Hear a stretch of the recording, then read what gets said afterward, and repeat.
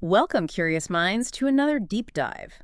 Today, we're tackling a topic that feels both, well, ancient and incredibly urgent in our modern world: self-discipline. It's fascinating, isn't it? Because the source material we pulled for you, Yeah. it really reveals that while our basic human nature hasn't fundamentally changed since, early human societies, Uh-huh. the way we approach discomfort and self-control, that certainly has. Big time. That's a really powerful way to frame it. I think many listeners can probably relate to that feeling of having it easy compared to the past, yet still struggling with something as basic as discipline. You might even wonder, like, why start a deep dive into self-discipline by talking about our ancestors? Well, the sources make it pretty clear. Our ancestors had to face constant discomfort, constant risk. It was just baked into survival. They developed mental toughness out of sheer necessity. I mean, their world offered very little choice but to confront challenges head on. So our mission today is to extract the most potent insights on cultivating self-control, mental resilience, and, yeah, ultimately success directly from these sources we've got, and see what lessons we can learn from that really stark contrast. Okay, building on that idea of modern comfort then, let's really unpack this striking contrast our sources highlight. Back then, discomfort wasn't really a choice, was it? It was just a fact of life. Absolutely. Thriving meant venturing into the unknown, facing risks, embracing hardship. You had to. And how does that compare to now? Well, what's truly fascinating here is how sharply that contrasts with the modern person who, when faced with even a relatively minor challenge, often immediately opts out. Yeah. The material we reviewed asks a pretty profound question, actually. How likely is this person to achieve anything substantial if their primary value is just feeling comfortable Yeah. all the time? And how will they manage a real crisis, one they can't avoid? Exactly. Which brings us to this next point from our sources that really made me stop and think. It challenges a common assumption about modern life. Which is? The idea that living a sheltered life makes even, and I'm quoting here, relatively insignificant problems seem insurmountable. Wow. Okay, so the less hardship you face. The harder even small things feel. And this is where it gets really interesting. If the sources contrast this with someone who voluntarily makes their life harder, someone who actively seeks out challenges as opportunities to grow. So they're choosing the hard path. Yeah, choosing it. Each self-imposed affliction, as the source calls it, strengthens them. It's almost like a mental vaccine, immunizing them against future problems precisely because they've chosen that harder path. So when life throws them a curveball? They're not just ready to handle it. They're almost like pre-wired for it Yeah. because they've lived their lives the hard way, intentionally. Okay, so what does this all mean for our daily struggles with, say, procrastination or sticking to a diet? Our sources draw on Roy Baumeister's work. Right, the groundbreaking work on willpower. Exactly. And they state that willpower is what truly separates us from animals. It's that capacity to restrain our impulses, resist temptation, do what's right for us in the long run, not just what feels good now. Yet so many people seem to live by that if it feels good, do it principle. Which raises a pretty challenging question from the source material, doesn't it? It does. It asks, essentially. Yeah. Does caving into every temptation mean you're sort of relinquishing a part of your humanity? Wow. The suggestion is that as intelligent beings, we have not just an ability, but maybe even an obligation to make decisions based on rational thinking, on foresight, not just raw instinct or immediate feeling, choosing the long-term future. But then Tim Ferriss offers this interesting twist. He says self-discipline isn't just about, staring willpower style at a piece of cake for hours. Right. He frames it differently. Yeah, he argues it's less about brute force in the moment and more about proactive preparation, like building your environment and habits so you don't even face the temptation in the first place. I love that analogy he uses. The one about avoiding CD bars to prevent getting punched in the face. Exactly. It's about smart design, not just white-knuckling it through every urge. That's a perfect segue, actually, because MJ DeMarco really reinforces this proactive idea. He reminds us, quote, "Your choices are made in a moment, but their consequences will transcend a lifetime." That's powerful. It means those seemingly insignificant decisions today, what you eat, how you spend your time, maybe what you put off doing, they really can have a huge lasting impact on your future. It's all about designing that future consciously, moment by moment. Okay. So knowing the ideal, let's talk about the roadblocks. What stops us? Our sources point out that financial stress, Or really any chronic stress. Yeah, it robs us of cognitive bandwidth. That's the term used. Cognitive bandwidth. What does that mean exactly? It's basically our mental capacity for planning, for problem solving, for resisting those impulses we just talked about. Nicholas Kristof calls this a mental tax. A mental tax. I like that. It's a crucial insight, I think, because it reframes things like poverty or chronic stress. It's not just a lack of money or comfort, it's a cognitive trap. So when that bandwidth is overloaded, Our ability to exert self-discipline just plummets. It can lead to this cascade of difficult decisions, not just about money, but in health, relationships, everything. and what's even more profound, according to the sources, is how this kind of thinking extends beyond just stress.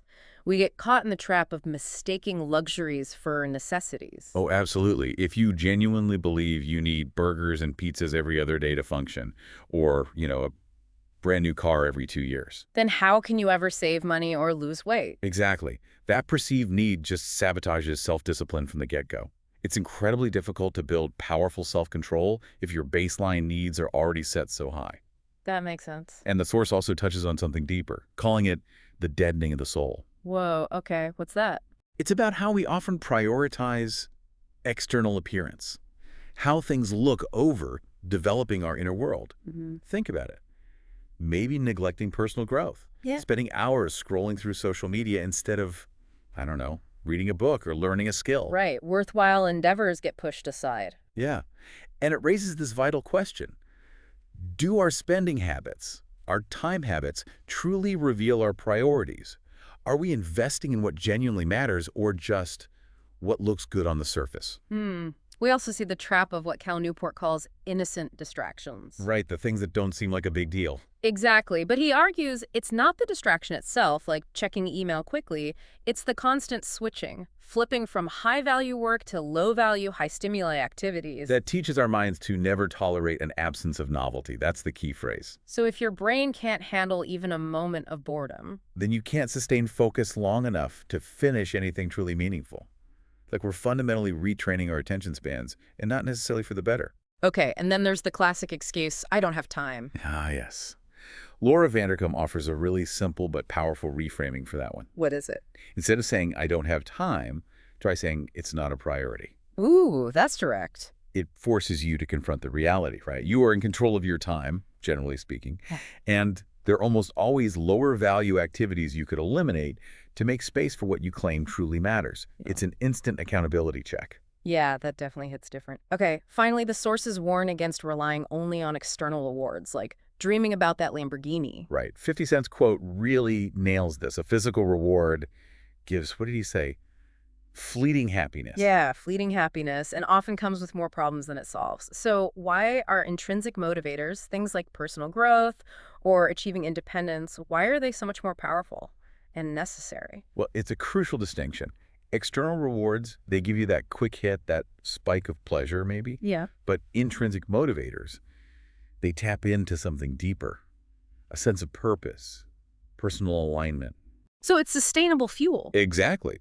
They provide a continuous internal fuel source Mhm. because the reward is the growth itself. It's the feeling of mastering something difficult or becoming the person you aspire to be. That feeling doesn't wear off like the newness of a car does. Okay, given all these challenges, all these traps we've just discussed, the big question hangs there. How do we actually break free? How do we start cultivating this discipline? Fortunately, our sources don't just diagnose the problem. They offer a wealth of immediate, actionable steps. And the key insight, it starts incredibly small. Like, how small? Well, the core idea seems to be tiny habits. If you're procrastinating on a big project, just take the easiest, simplest, and quickest action you can take today, even if it feels trivial. Okay. Want to stop eating so much sugar? Don't focus on never eating sugar again. Just eliminate, say, chocolate bars from your house. Start exercising. Forget the hour-long gym session for now. Do 3 push-ups and 3 squats now. 3%. Yes. Or saving money. Put just $1 in a jar today. It's all about building momentum and establishing that tiny habit today. Then you take it from there. It's almost counterintuitive, isn't it? How powerful those tiny first steps can be. And this ties into Eric D. Kennedy's advice. The 10-year question. Yeah, asking yourself which option, the easy one now or the slightly harder one you'd prefer to have taken when you look back in 10 years. It's such a simple mental exercise, but incredibly effective, right? Yeah. For cutting through that immediate temptation and nudging you towards those tiny, impactful choices right now. It really shifts the perspective. Absolutely. It's about moving from that immediate gratification mindset to long-term fulfillment. And speaking of long-term strength, the importance of physical activity comes up Yeah. again, but beyond just health benefits. Mark Ripetoe's point. Exactly. He notes that living without physical challenges makes you, well, rusty for the other kinds of challenges, mental, moral, emotional. That's a fascinating link. So, voluntarily seeking out physical discomfort isn't just about getting stronger muscles. It's Well, like making your life harder in a controlled way to strengthen your entire being. Is that the idea? precisely. It's about building resilience across the board. Yeah. And that resilience, that ability to push through discomfort, it's fueled by purpose. Ah, purpose. Yeah, the concept of the burning yes from Stephen Covey is so powerful here. That deep internal why that fuels those uncomfortable choices long term. And there's even research backing this up. There is research showing that eudaimonic well-being, that deeper, more enduring happiness that comes from living a life of meaning and purpose, not just chasing pleasure, Mm-hmm. that kind of well-being can actually lead to a stronger immune system. Yeah. It's this fascinating physiological link between aligning your decisions with a meaningful future and your actual physical health. Purpose literally makes you stronger. Wow. Okay, and here's a big one that often gets overlooked, I think. Just believing you can. Oh, mindset is huge. The sources include a poem that reminds us, success begins with a fellow's will. It's all in the state of mind. And the rock climbing example. Right. If you assume a route is beyond your ability before you even start, you won't try your best. It becomes a self-fulfilling prophecy. You've already decided you'll fail. So the advice is? Periodically, try things you think are outside your current ability, but do it with a positive attitude. You might just surprise yourself. And this connects directly to setting high personal standards. Henry Ward Beecher's point. Yes, hold yourself responsible for a higher standard than anybody else expects of you. Because, let's be honest, if you just act according to the majority, You'll likely be, as the source bluntly puts it, overweight, unfit, unhealthy, lazy. pretty much. So being weird in your discipline, holding yourself to that higher standard, that's often the ideal path for high achievers. It's about making a real commitment then, not just dabbling. Like, don't just diet for 2 weeks or jump between workout programs every 6 weeks. Exactly. The source emphasizes thinking of something like exercise as a permanent part of your weekly routine. Building lasting habits, not just temporary fixes. That's a crucial distinction for long-term change. And how do you maintain that permanence? Well, regularly monitoring yourself is key. Whether it's tracking your rate, your work output, your sleep hours, whatever is relevant to your goal, it's called out as a crucial tool Why crucial? because it keeps you honest, allows you to see results, or lack thereof, make adjustments, and importantly, celebrate progress. That celebration reinforces the habit and keeps you going. Okay, monitoring makes sense. This leads us nicely into the environment we create for ourselves. Neil Strauss has that quote. It's not society that holds us back, it's ourselves. Right. We often fall into that trap, don't we? Blaming our surroundings. Is it the billboard ads? Is it your colleagues? Is it the dating apps that are controlling your life and choices? It raises a critical question, though. If your surroundings are genuinely holding you back, maybe the people you hang out with constantly make poor choices you're trying to avoid. Then what? Then the empowered choice, the disciplined choice, is to change them. If your current groups don't exhibit the traits you want to cultivate, find new ones.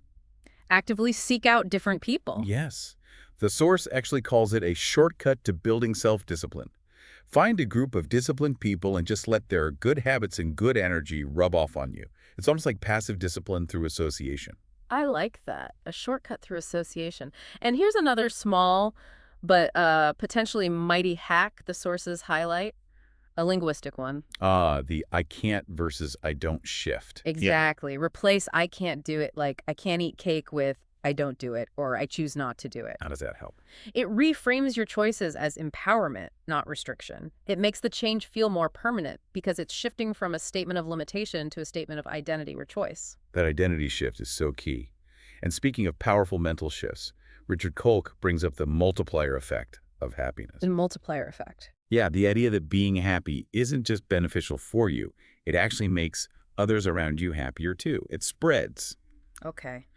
And he presents it almost as a moral duty to exert self-discipline, to think happy thoughts, or at least constructive ones, especially because negative emotions often feel easier or more automatic to access. Wow, happiness is a moral duty requiring discipline. That's a challenging thought, but profound. If that's true, then cultivating a positive mindset isn't just self-help, it's an act of disciplined contribution. Precisely. But sometimes we get stuck before we even start, right? Analysis paralysis. Oh, yeah. Overthinking everything. Always searching for the absolute right diet, the perfect workout plan, the ultimate answer before taking action. And that overthinking can keep you completely stuck. The source has some very practical advice here. Give yourself just one day. One day for what?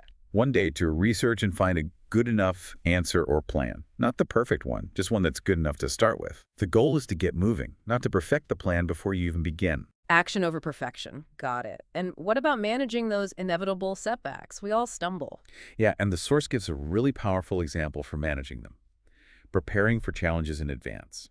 Like, if you know you might struggle with your diet on weekends, visualize potential solutions or coping strategies during the week when your mind is clear and rational. Not when you're in the thick of the craving or the negative emotion. Exactly. You're essentially pre-solving problems before they arise, saving yourself time and mental energy when you're most vulnerable. That's smart, proactive problem solving. And similarly, another tactic is to pay the price as fast as possible. Meaning, When you catch yourself putting off something unpleasant, making that phone call, starting that difficult task, the advice is to act right away and deal with it now, rip the Band-Aid off. pretty much. Resistance is usually greatest right at the beginning. So if you can just start quickly, you gain momentum and it often feels less daunting. That makes a lot of sense. Get over the initial hump. Another valuable trick the sources mention is working backward. Yeah, starting with the end in mind. Right, like if you're starting a restaurant, begin by defining the exact experience you want the diner to have. Or if you're writing a movie, maybe figure out the climax first. How does that help with discipline? It clarifies the necessary steps. By knowing the desired outcome clearly, you can see the path to get there, making sure every action actually contributes to that ultimate vision. It focuses your efforts. Okay, clarity leads to focused action. And finally, on this journey of building discipline, the sources really emphasize self-compassion. Which can feel counterintuitive when talking about discipline. Right. It can, but instead of harsh self-criticism when you inevitably stumble or fail, the advice is to remind yourself you were doing your best with the resources you had at that moment. Look for the lesson, not for reasons to beat yourself up. And that motivates you more. The idea is, yes, it motivates you to try again more effectively and with more insight than a constant critical inner voice ever could. Self-compassion fuels resilience. And that resilience is needed because self-discipline, as Isaac Barrow suggests, isn't a mushroom that just springs up overnight. It's more like a delicate plant. Meaning it needs constant cultivation. Exactly. Constant attention, constant nurturing. It's fundamentally an ongoing process, not a destination you arrive at. And that ongoing process implies we need balance, right? It can't be all rigid all the time. Absolutely. The source actually suggests things like controlled burns. Controlled burns, like in forestry. Kind of like scheduling a day to deliberately slack off every other week, for example. The idea is that this actually increases long-term discipline by preventing burnout and allowing you to recharge. So strategic relaxation helps discipline. Paradoxically, yes. And similarly, being flexible with your routine when you're traveling or sick is important. Too much rigidity can become its own trap and lead to quitting altogether. That's a relief to hear, actually. And Yvon Chouinard reminds us about the journey itself. Right. How you climb a mountain is more important than reaching the top. So the process, the struggle, the ordeal, that's where the real growth happens, not just standing at the summit. That's the idea. It encourages us not to cut corners, not to look for the easy way out, but to embrace the challenging path because that's where the transformation occurs. Okay, looking ahead then, thinking long term, our sources keep reinforcing that your choices today have those long-term consequences we talked about. And that simple exercise comes back again. Asking yourself which option you'd prefer to have taken when you look back in 10 years. It's a powerful tool for embedding that long-game mindset into daily decisions. Preventing you from succumbing to those immediate temptations. Right, and part of that long game is also being prepared and disciplined enough to change course if needed. Marcus Aurelius' point about determination. Exactly. Determination is great, it can change your life, but it can also lead to a lot of wasted time and effort. If you stubbornly keep going down a path when, everyone knowledgeable around you is telling you you're heading the wrong way. So discipline includes the discipline to listen. Yes. Hmm. If genuinely knowledgeable people are offering advice based on experience, heed it. Don't let stubbornness derail you. So embracing the struggle, but also being smart about the path, it seems failure is almost expected then. Well, Georges Clemenceau suggests that failure is actually a sign that you're trying to surpass yourself. Meaning if you're not failing occasionally. You're probably not stretching enough. You're playing it too safe within your comfort zone, not truly growing or pushing your boundaries. That reframes failure completely. It's data, not defeat. Ultimately, though, underpinning all of this, the source concludes with a fundamental truth. Your energy is your primary resource. Everything comes back to energy. Pretty much. Prioritizing those foundational healthy habits, good sleep, nourishing diet, regular exercise, it's absolutely vital for managing that energy. Yeah. And without managing your energy well, achieving any of your other goals becomes exponentially harder. You simply can't draw discipline from an empty well. Wow. We've covered a lot of ground today, really dug into what self-discipline truly is from its ancient roots to our modern dilemmas, the hidden traps we fall into. And importantly, some really powerful, practical strategies to actually cultivate it in your life, starting small. Absolutely. But remember, as the sources imply, just accumulating this knowledge, just listening to this. Without applying it. It's like reading 100 cookbooks but never actually cooking a single meal. These sources offer so many recipes for personal growth, for resilience. Right. The knowing isn't the doing. So our final provocative thought for you today is this. What small, maybe even slightly uncomfortable step will you take today, right now maybe, to begin cultivating your own self-discipline? Knowing that this isn't just about achieving a specific goal, like losing weight or finishing a project. But about that much deeper journey of becoming the person you were truly meant to be. The deep dive into your own inner world, well, it doesn't end here. It's a continuous, ongoing pursuit.